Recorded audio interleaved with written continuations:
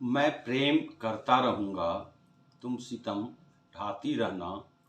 मैं इकरारे मोहब्बत रचता रहूँगा, तुम हर्फ मुकर्रर बनती रहना। मैं दास्ताने इश्क लिखता रहूँगा, तुम वफ़ा आमोज़ पढ़ती रहना। नमस्कार, मैं राजीव कुमार। क्या आज़ादी के 76 साल बाद भी हम कोई ऐसी व्यवस्था बना पाए जिसके तहत लोकसभा चुनाव में पूरे देश की बात हो, देश के एक एक नागरिक के कल्याण की बात हो? आज सवाल से शुरुआत कर रहा हूँ। 18वीं लोकसभा के लिए चुनाव हो रहा है। चुनाव कौन लड़ रहा है? किसके नाम पर सियासी लड़ाई हो रही है? सामान्य सा सवाल है। आप में से सब यही कहेंगे कि राजनीतिक दल चुनाव लड़ रहे हैं, उनके प्रत्याशी चुनाव लड़ रहे हैं। आप बीजेपी, कांग्रेस समेत तमाम दलों के नाम लेंगे, तमाम नेताओं के नाम लेंगे। यहाँ पर मैं आपको रोकूंगा। लोकसभा चुनाव में एक दिलचस्प पहलू है जिस ओर मैं ध्यान दिलाना चाहता हूँ देश के लोगों को, आम लोगों को, देश के नागरिकों को। लोकसभा चुनाव धर्म लड़ रहा है। गौर फरमाइएगा, लोकसभा चुनाव धर्म लड़ रहा है, जाति लड़ रही है, बाकी पक्ष, बाकी मुद्दे भी हैं। लेकिन आप गौर से विचार करेंगे तो इस बात को बेहतर तरीके से समझ पाएंगे कि इस बार का चुनाव मुख्य रूप से धर्म लड़ रहा है, जाति लड़ रही है। आप कहोगे ऐसा कैसे हो सकता है? मैं समझाता हूं। सुनिएगा इस लाइन को। मैं धर्म धर्म खेलूंगा, अच्छा तो मैं इसकी काट में जाति जाति खेलता हूं। मैं धर्म धर्म खेलूंगा, अच्छा तो मैं इसकी काट में जाति जाति खेलता हूं। इस एक लाइन में ही मौजूदा लोकसभा चुनाव का सार छिपा है। आज़ादी के 76 साल बाद भी, संविधान लागू होने के 74 साल बाद भी और 17 लोकसभा चुनाव हो जाने के बाद भी विडंबना है कि अभी भी चुनाव धर्म और जाति को केंद्र में रखकर लड़ा जा रहा है। एक खेमा धर्म धर्म चिल्ला रहा है, दूसरा खेमा जाति जाति चिल्ला रहा है। राजनीतिक तंत्र का गोरख धंधा देखिए कि आज भी तमाम राजनीतिक पार्टियां चुनावी माहौल को, चुनावी विमर्श को धर्म धर्म जाति जाति के इर्द गिर्द ही रखना चाहती। अब सीधे मुद्दे पे आता हूं। इस बार मुख्य तौर से दो खेमा है। एक देशव्यापी स्तर पर एक खेमा बीजेपी की अगुवाई में है, दूसरा खेमा कांग्रेस की अगुवाई में है। चुनाव प्रचार में बीजेपी का मुख्य चेहरा प्रधानमंत्री नरेंद्र मोदी खुद हैं, वहीं कांग्रेस का मुख्य चेहरा राहुल गांधी हैं। हालांकि ये खेमा ऐसा भी है जिनमें कई पार्टियां फिलहाल अपनी अपनी राह पर अकेले चल रही हैं। इसमें शायद ही किसी को शक व शुबा हो कि बीजेपी का पूरा जोर धर्म पर है। बीजेपी के तमाम नेता, जिसमें प्रधानमंत्री नरेंद्र मोदी भी शामिल हैं, हर भाषण में धार्मिक मसलों को उभारने की कोशिश कर रहे हैं। ये कोई नई बात भी नहीं है। बीजेपी का पूरा राजनीतिक सफर ही इसके इर्द गिर्द टिका रहा है। अभी भी यही हाल है। हिंदू मुस्लिम, बस मुद्दा कोई हो, घुमा फिरा कर हिंदू मुस्लिम पर ला देना है। मई 2014 से नरेंद्र मोदी प्रधानमंत्री हैं, करीब एक दशक होने जा रहा है। इसके बावजूद बीजेपी ने चुनाव प्रचार में बाकी मुद्दों को गौण कर दिया है। धर्म से जुड़े मसलों को, हिंदू मुस्लिम नैरेटिव को, मंदिर मस्जिद से जुड़ी धार्मिक भावनाओं को ही अलग अलग तरीके से उभारने में लगी हुई है, कभी सीधे तौर से, कभी अप्रत्यक्ष तरीके से। बीजेपी की इस मुहिम की अगुवाई कौन कर रहे हैं? स्वयं प्रधानमंत्री नरेंद्र मोदी कर रहे हैं। अगर राजनीतिक आस्था और दलगत जुड़ाव को थोड़ी देर के लिए ताक पर रखकर बतौर आम नागरिक सोचेंगे तो आप भी ऐसा ही महसूस करते होंगे या करेंगे। बीजेपी और प्रधानमंत्री नरेंद्र मोदी कैसे चुनावी प्रचार को धार्मिक मुद्दों के इर्द गिर्द केंद्रित रख रहे हैं, इस पर मैंने पहले भी वीडियो बनाया। आज मेरा मुख्य जोर कांग्रेस और राहुल गांधी के उस सुर पर रहेगा जिसमें जाति जाति की धुन सबसे अधिक गूंज रही है। कांग्रेस बाकी मुद्दों को भी उठा रही है, तरह तरह के बड़े बड़े वादे भी कर रही है, लेकिन अभी हकीकत है कि उसके सबसे बड़े चेहरे यानी राहुल गांधी का मुख्य जोर जातिगत जनगणना यानी कास्ट सेंसस और आरक्षण से जुड़े मसले पर ही है। 2 साल पहले तक राहुल गांधी का या कहें कांग्रेस का ही जातिगत जनगणना को लेकर ऐसा रवैया बिल्कुल नहीं था जैसा इस बार के चुनाव प्रचार में दिख रहा है। इसके पीछे कांग्रेस की, राहुल गांधी की मजबूरी है, उस पर आगे बात करेंगे। पहले कांग्रेस की तमाम गारंटी में से उस गारंटी पर बात करते हैं जिसको राहुल गांधी के साथ ही कांग्रेस के बड़े बड़े नेता सबसे ज्यादा उभार रहे हैं। कांग्रेस कई तरह के न्याय की गारंटी दे रही है।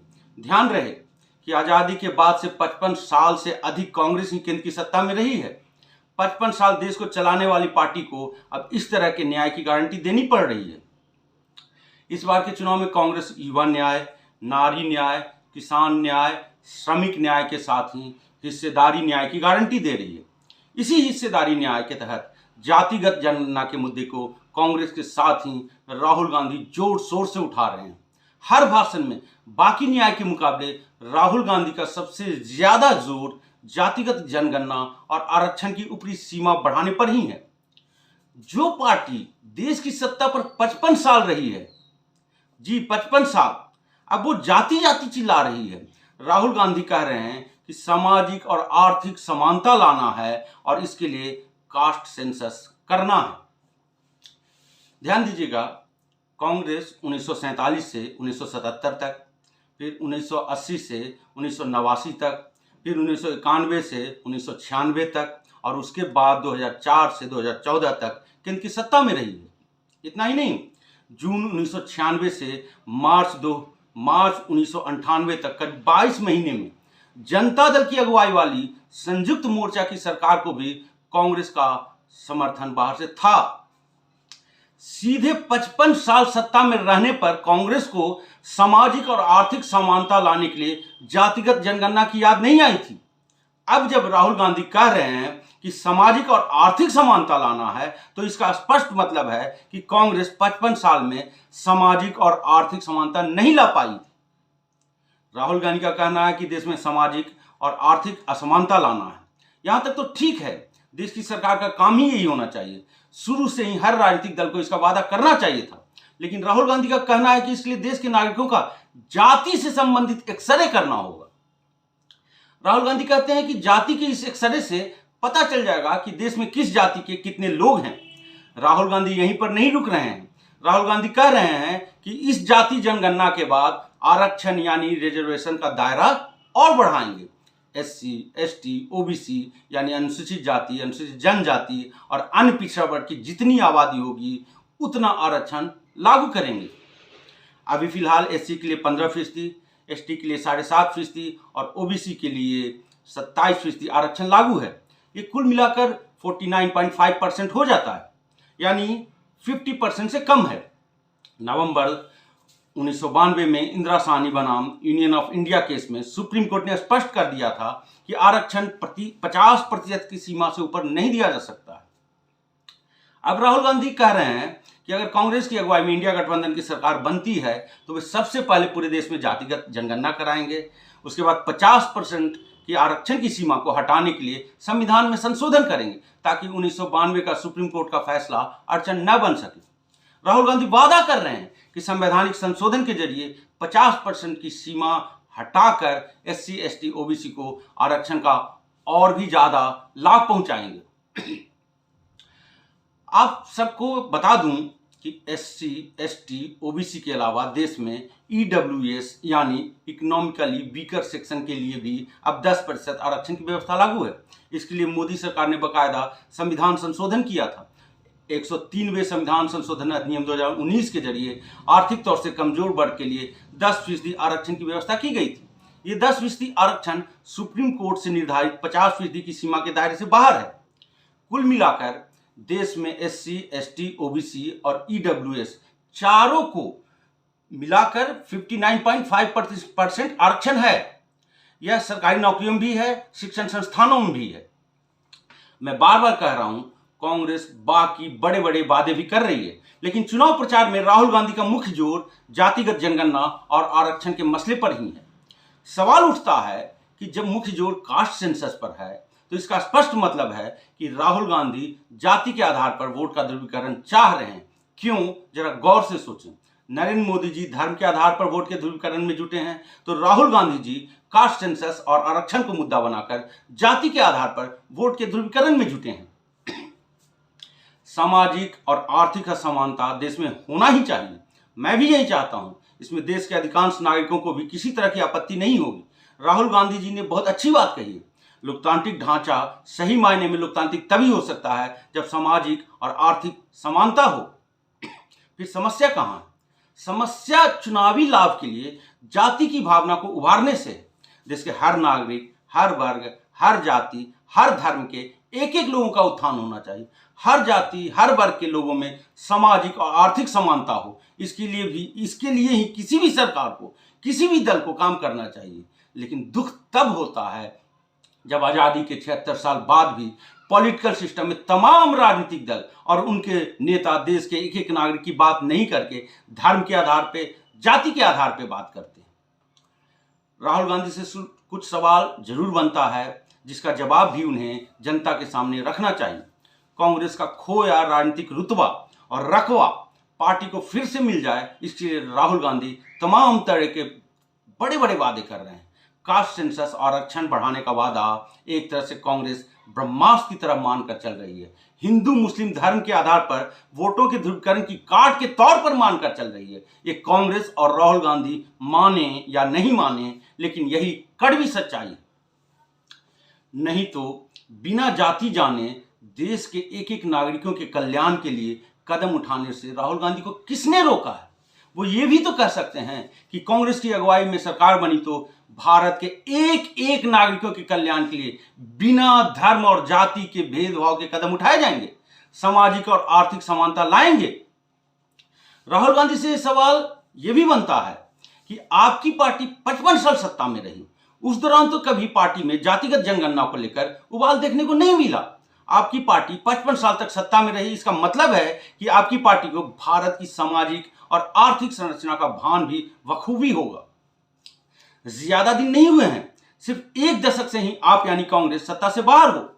इस दौरान भारत की सामाजिक संरचना में कोई खास बदलाव नहीं हुआ आया है। आर्थिक संरचना में बदलाव हो सकता है, लेकिन इतना पक्का है कि जातिगत ढांचा जस का तस ही होगा।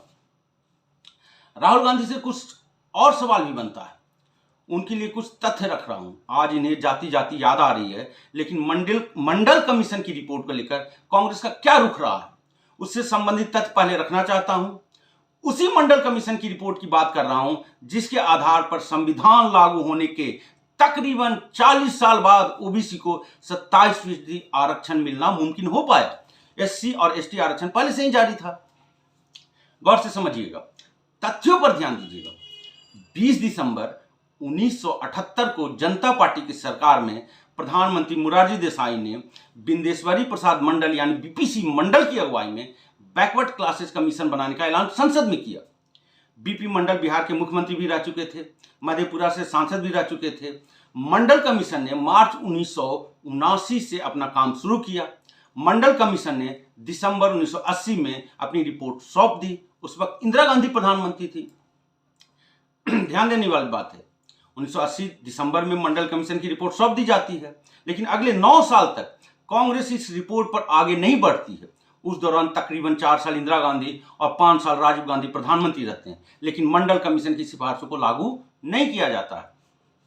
दिसंबर 1989 में जनता दल के नेता विश्वनाथ प्रताप सिंह की अगुवाई में नेशनल फ्रंट की सरकार बनती है। अगस्त 1980 में तत्कालीन प्रधानमंत्री विश्वनाथ प्रताप सिंह मंडल कमीशन की सिफारिशों को लागू करने का ऐलान करते हैं। नवंबर 1992 में इंदिरा साहनी मामले में सुप्रीम कोर्ट की 9 सदस्यीय संविधान पीठ के जजमेंट के बाद ओबीसी के लिए 27% आरक्षण का रास्ता साफ हो जाता है। इसी जजमेंट में आरक्षण के लिए 50% की ऊपरी सीमा और ओबीसी आरक्षण के लिए क्रीमी लेयर की अवधारणा तय होती है। इन तथ्यों से कोई भी समझ सकता है कि 80 के दशक में ओबीसी को आरक्षण देने के मामले में कांग्रेस की कोई रुचि नहीं थी। वो तो भला हो तत्कालीन प्रधानमंत्री बीपी सिंह का, जिनकी वजह से 27% ओबीसी आरक्षण का रास्ता खुल सका। आज राहुल गांधी सामाजिक और आर्थिक समानता के लिए जातिगत जनगणना पर जोर दे रहे हैं, लेकिन उन्हीं की पार्टी का ओबीसी आरक्षण पर क्या रुख रहा था आप सब भी समझ सकते हैं। अब इसके दूसरे पहलू पर आते हैं। मंडल कमीशन की सिफारिशों को लागू करने के ऐलान के साथ ही देश में क्या हुआ था, राहुल गांधी इससे भली भांति परिचित होंगे। वे उस वक्त 19-20 साल के रहे होंगे, तो बहुत सारी बातें, उस समय का माहौल, विरोध प्रदर्शन, पूरे देश में छात्रों का प्रदर्शन जेहन में जरूर होगा। उस वक्त जातिगत विद्वेष उबाल पर था। जैसे ही तत्कालीन प्रधानमंत्री बीपी सिंह मंडल कमीशन की रिपोर्ट लागू करने का ऐलान करते हैं, देश भर में विरोध होने लगता है। सड़क से लेकर कॉलेजों में बड़े पैमाने पर विरोध प्रदर्शन हुआ था। राजीव गोस्वामी का चेहरा राहुल गांधी नहीं भूले होंगे। दिल्ली के देशबंधु कॉलेज के छात्र राजीव गोस्वामी ने 19 सितंबर 1990 को आत्मदाह का प्रयास किया था। इस घटना ने राजीव गोस्वामी को मंडल कमीशन विरोधी आंदोलन का चेहरा बना दिया था। इसके बाद कॉलेज के छात्रों की ओर से आत्मदाह की कोशिशों की सीरीज शुरू हो गई थी। ओबीसी आरक्षण के खिलाफ छात्र आंदोलन का भयानक रूप देखने को मिला था। तकरीबन 200 छात्रों ने आत्मदाह की कोशिश की थी, जिसमें से 60 से अधिक छात्रों के जलने से मौत हो गई थी। इस आंदोलन में आत्मदाह की वजह से 24 सितंबर 1990 को जान गंवाने वाले पहले छात्र सुरिंदर सिंह चौहान का नाम भी राहुल गांधी को याद होगा। ये सब तथ्य मैं यह बताने के लिए रख रहा हूं कि भारत जातियों में बटा देश है। एक बार आरक्षण की सीमा बढ़ाने को लेकर बड़ा और भयानक आंदोलन देख चुका है, झेल चुका है। वो दौर ऐसा था जब तथाकथित अगड़ा पिछड़ा जाति के आधार पर पूरा देश खौल रहा था। भारत को दोबारा वैसा उबाल नहीं चाहिए। क्या राहुल गांधी इसकी गारंटी देंगे कि जो 80 के दशक के आखिर में और 90 के दशक की शुरुआत में भारत ने देखा है, वैसी स्थिति पैदा नहीं होगी? उस वक्त तो मीडिया का अलग अलग रूप भी नहीं था। अब सोशल मीडिया का जमाना है। पलक झपकते अफवाह और फेक न्यूज फैल जाता है। ऐसे भी भारत में सोशल मीडिया से जितना फायदा उठाना चाहिए, उससे अधिक नफरत और घृणा के प्रसार के लिए इसका इस्तेमाल हो रहा है। यूपीए सरकार के दौरान या तत्कालीन प्रधानमंत्री मनमोहन सिंह के कार्यकाल में ही 2011 में socio economic and caste census हुआ था। मिनिस्ट्री ऑफ रूरल डेवलपमेंट ने इसे किया था। ये census 1948 census of India act के तहत नहीं हुआ था। इस कारण से इससे जुड़ी जानकारियों को आम नागरिकों के लिए सार्वजनिक करना अनिवार्य नहीं रह गया था, सरकार की मर्जी पर छोड़ दिया गया था। कांग्रेस की अगुवाई वाली सरकार ने अपने कार्यकाल में जाति से जुड़े आंकड़ों को कभी सार्वजनिक नहीं किया था। राहुल जी, ये बात भी आपको पता होगा। प्रधानमंत्री नरेंद्र मोदी तो नहीं मानेंगे।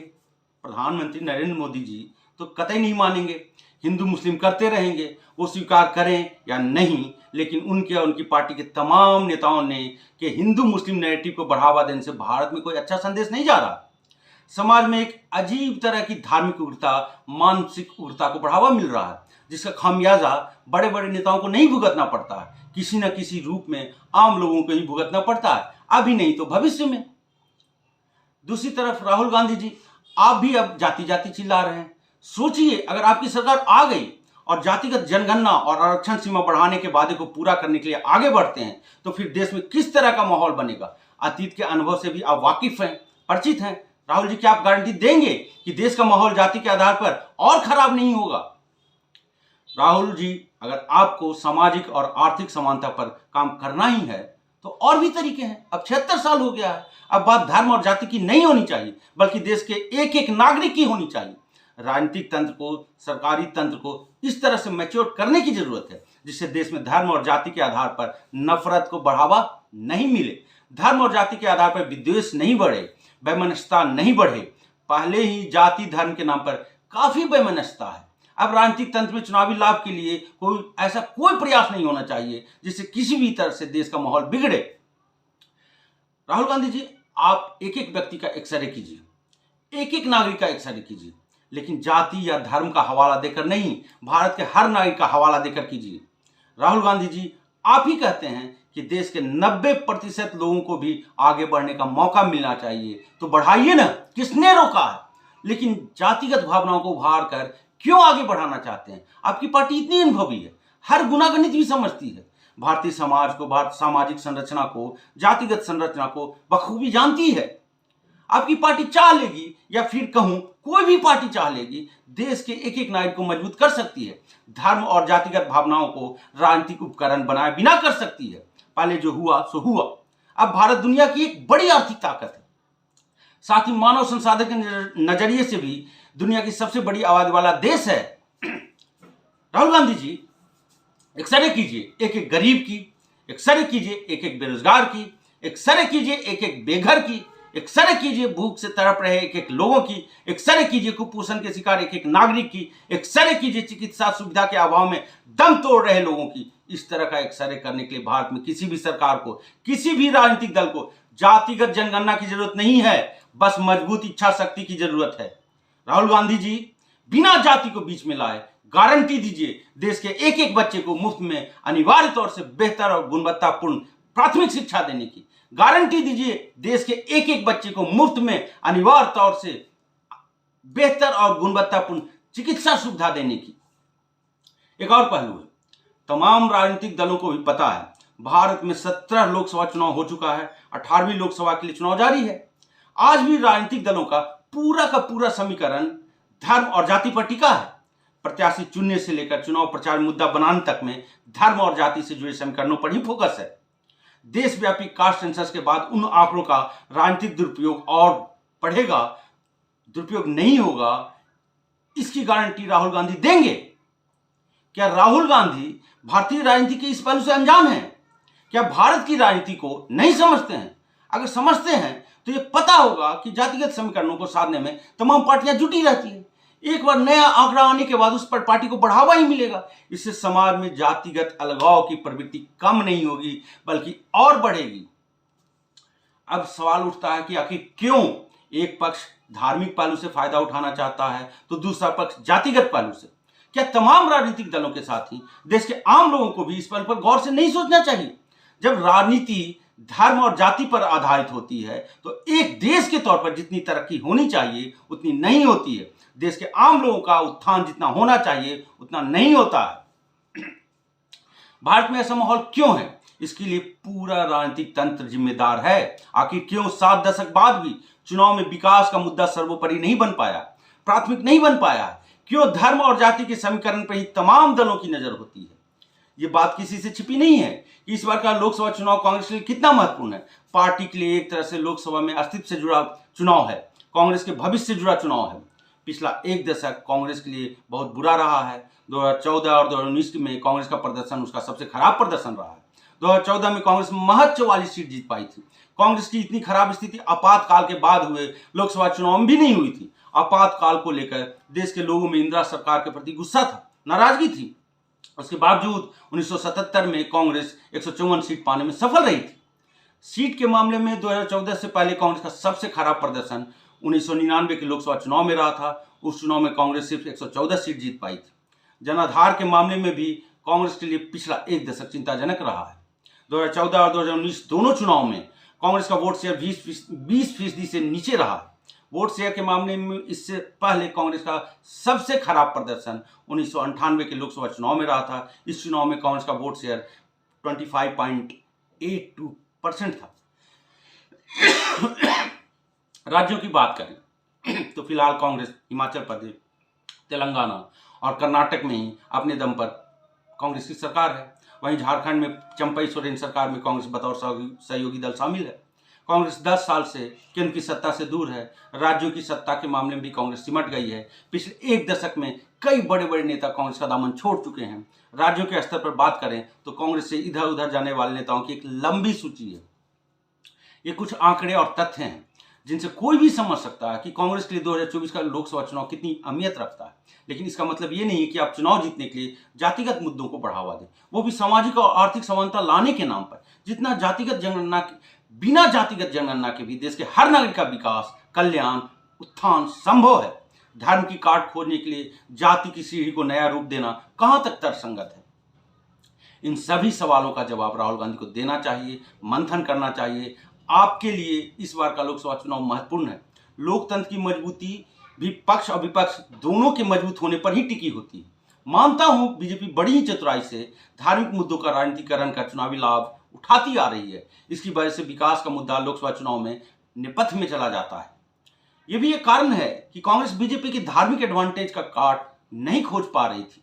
2 साल पहले तक जातिगत जनगणना को लेकर राहुल गांधी का रुख ऐसा नहीं था, लेकिन इस बार कांग्रेस के लिए चुनाव की अहमियत को देखते हुए राहुल गांधी धार्मिक आधार पर वोटों की ध्रुवीकरण की काट के तौर पर जातिगत जनगणना के मसले को आगे बढ़ा रहे हैं। अब आम लोगों से मेरी एक अपील है। आजादी के बाद से भारतीय लोकतांत्रिक व्यवस्था ने अब लंबा सफर तय कर लिया। राजनीतिक दल, उनके नेता हमेशा चाहेंगे कि चुनाव धर्म और जाति के इर्द गिर्द ही सिमटा रहे। इससे बतौर आम नागरिक आपका जितना विकास होना चाहिए उतना विकास नहीं होता है। विकास के पैमाने पर भारत तमाम सरकार के दौरान आगे बढ़ा, लेकिन जो रफ्तार होनी चाहिए थी वो नहीं रही है। आम लोगों को भी हर तरह के विकास का जितना लाभ मिलना चाहिए था नहीं मिल पाया है। तभी तो आज भी देश की 80-81 करोड़ आबादी खाने के लिए सरकार से मिलने वाले अनाज पर निर्भर है। जाति धर्म पर आधारित राजनीति में सरकार के लिए, राजनीतिक दलों के लिए, उनके नेताओं के लिए जिम्मेदारी और जवाबदेही से बचना आसान हो जाता है। उन्हें पता है कि भारत के लोगों के पास विकल्प की कमी है और जो भी विकल्प है उसमें भी जाति धर्म के आधार पर वोटिंग की आदत डलवाने से चुनाव जीतना आसान हो जाता है। अब तक स्थिति क्या रही है? एक आम मतदाता अगर चाहता भी है कि वो धर्म या जाति को भूलकर विकास के पैमाने पर अच्छे उम्मीदवार को चुने तो उसके पास विकल्प ही नहीं होता। जो उपलब्ध विकल्प है उसी में से चुनना है।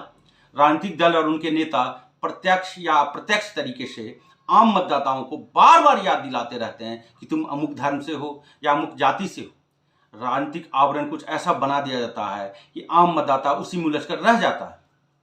सोचें, बतौर आम नागरिक सोचें, आपका जितना विकास हुआ है, देश का जितना विकास हुआ है उतना ही नहीं होना चाहिए था, बल्कि उससे कई गुना अधिक होना चाहिए था। अभी भी समय है, भविष्य में ऐसा राजनीतिक तंत्र बने जिसमें तमाम राजनीतिक दलों के लिए धर्म और जाति की कसौटी पर कसे बिना देश के एक एक नागरिक की अहमियत हो, जागरूक नागरिक बने। तभी ये संभव है। विकास पर फोकस करें, सवाल करते रहें। चुनाव का समय ही सवाल का समय है। इस वक्त नेताओं को न सुने बल्कि नेताओं को अपनी सुनाएं। यही 2-3 महीने का समय होता है जिसमें आम लोग, आम नागरिक अपनी बातें सीधे नेताओं को सुना सकते हैं। अन्यथा बाकी के 4 साल 9 महीने आपको नेताओं की ही सुननी है। लोकतांत्रिक ढांचे के तहत, किसी भी लोकतांत्रिक ढांचे के तहत, भारत की अगर बात करें तो भारतीय लोकतांत्रिक ढांचे के तहत संसदीय व्यवस्था में कोई भी राजनीतिक दल 142 करोड़ की आबादी में महज 25 से 28 करोड़ मतदाताओं का समर्थन हासिल कर देश की सत्ता पर विराजमान हो सकता है। यही वास्तविकता है। लेकिन एक बार सरकार में आने पर उस राजनीतिक दल पर पूरे देश की जिम्मेदारी होती है। देश के एक एक नागरिक के प्रति जवाबदेही होती है। सिर्फ एक धर्म या चुनिंदा जाति के लोगों की जिम्मेदारी नहीं होती है। सिर्फ एक धर्म या चुनिंदा जाति के लोगों के प्रति जवाबदेही नहीं होती है। एक बात याद रखें, धर्म और जाति के सामाजिक उलझन से अधिक खतरनाक होता है धर्म और जाति का राजनीतिक उलझन। इसका दुष्परिणाम न सिर्फ वर्तमान में बल्कि भविष्य में भी देश के आम लोगों को ही भुगतना पड़ता है। हो सकता है आपको पता न चले, समझ न आए कहाँ नुकसान हो रहा है, किस रूप में नुकसान हो रहा है, लेकिन याद रखिएगा ये नुकसान दिखता नहीं है, लेकिन नुकसान किसी न किसी रूप में होते रहता है। आपकी आने वाली पीढ़ी को हो सकता है अधिक नुकसान पहुंचाए, आपके आने वाली पीढ़ी को इसका अधिक नुकसान पहुंचाए या उसके बाद की पीढ़ी को नुकसान पहुंचे। राजनीति से, धर्म और जाति को जितना दूर रखेंगे आप तक सरकारी तंत्र से, राजनीतिक तंत्र से विकास की धारा अधिक पहुंचेगी, तेज गति से पहुंचेगी। एक बात और, पत्रकार का पक्ष हमेशा आम नागरिक का पक्ष होता है, कोई सरकार या राजनीतिक दल का पक्ष नहीं होता है। सरकार या किसी राजनीतिक दल से सवाल पूछने का ये मतलब नहीं है किसी पार्टी का पक्ष लिया जा रहा है या विरोध किया जा रहा है। सवाल पूछने से व्यवस्था दुरुस्त होती है, सरकारी और राजनीतिक तंत्र की खामियों को सही करने में मदद मिलती है और सबसे महत्वपूर्ण, लोकतांत्रिक व्यवस्था में आम नागरिकों का महत्व बना रहता है। आम नागरिक सही मायने में सर्वोपरि बने रहते हैं। यही देश के संविधान का मूल आधार है, यही संविधान का मूल तत्व है। आज के लिए इतना ही। आप चाहते हैं कि मेरी आवाज़ इसी तरह से स्वतंत्र रहे, बुलंद रहे, तो मेरे चैनल को सब्सक्राइब करते रहें। वीडियो पसंद आने पर लाइक करें, शेयर करें, सहमति असहमति के रूप में प्रतिक्रिया भी जाहिर करें। इस मंच पर हमेशा नागरिक अधिकारों की बात होगी, वो भी बतौर राष्ट्र एक एक नागरिक की, चाहे मुद्दा कोई भी हो। जब तक उसमें आम लोगों के सरोकार से जुड़ा मुद्दा नहीं होगा, मैं उस राजनीतिक बयान को, उस आरोप प्रत्यारोप को बिल्कुल इस मंच पर जगह नहीं दूंगा। परंपरा के तहत जाते जाते एक एहसास, मैं दर्द ए इश्क सहता रहूँगा, तुम वफा सिकन बनती रहना, मैं एहसास करता रहूँगा, तुम अलविदा कहती रहना, मैं प्रेम करता रहूँगा, तुम सितम ढाती रहना, और अंत में तुम चाहो न चाहो ता उम्र प्यार करता रहूँगा, ख्यालों में फ़कत तुम्हें ही अपना बनाता रहूँगा। नमस्कार।